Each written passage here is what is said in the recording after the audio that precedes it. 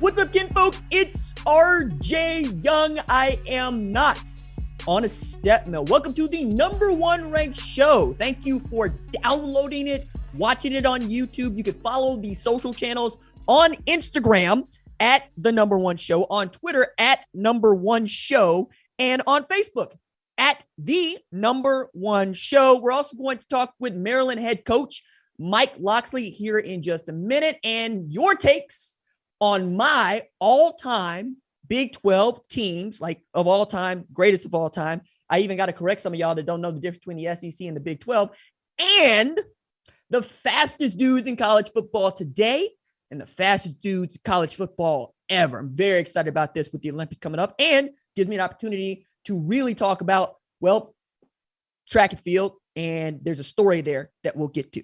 But first, I want to talk about the Supreme Court putting his foot down with the NCAA in this educational benefits type stuff. So check this out. All right.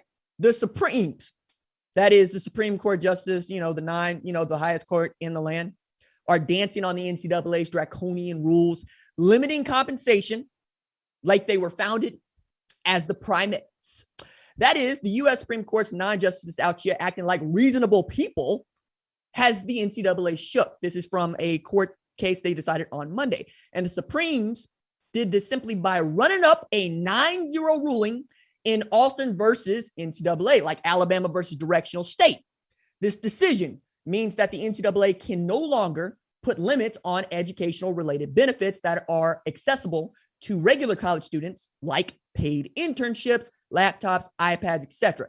You get an Alienware, and you get an Alienware, and you get an Alienware.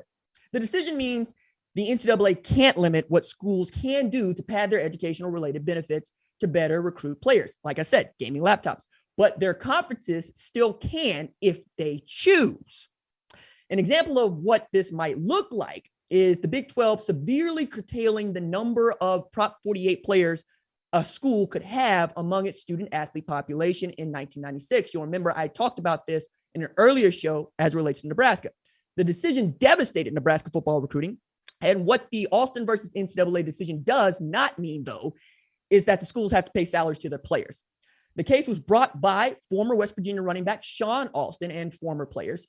Their attorneys claim the NCAA's limit on educational related benefits is unfair. The NCAA's attorneys defended it by claiming the rules disallowing salaries and limiting educational benefits to the cost of attendance respective to the member schools facilitated amateurism. Amateurism is a sham. Amateurism is a lie.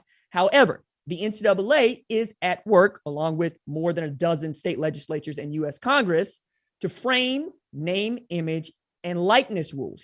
You'll hear Locksley talk about this a little bit later on in his take.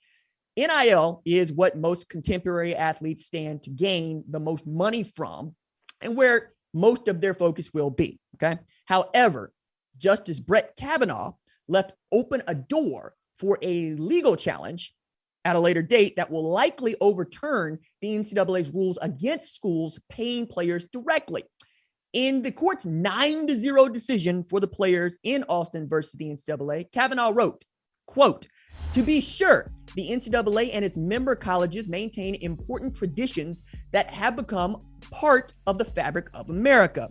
Game days in Tuscaloosa and South Bend, the packed gyms in Storrs and Durham, the women's and men's lacrosse championships on Memorial Day weekend, track and field meets in Eugene, the spring softball and baseball World Series in Oklahoma City, and Omaha. The list goes on.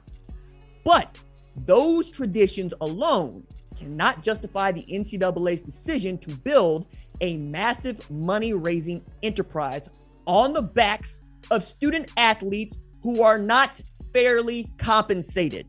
Nowhere else in America can businesses get away with agreeing not to pay their workers a fair market rate on the theory that their product is defined by not paying their workers a fair market rate.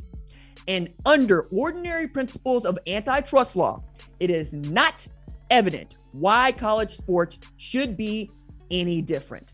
The NCAA is not above the law, end quote, and nor should it be. If it feels like Brett Kavanaugh is saying what I have been telling you for 4 friggin' years, it's because he is. All right.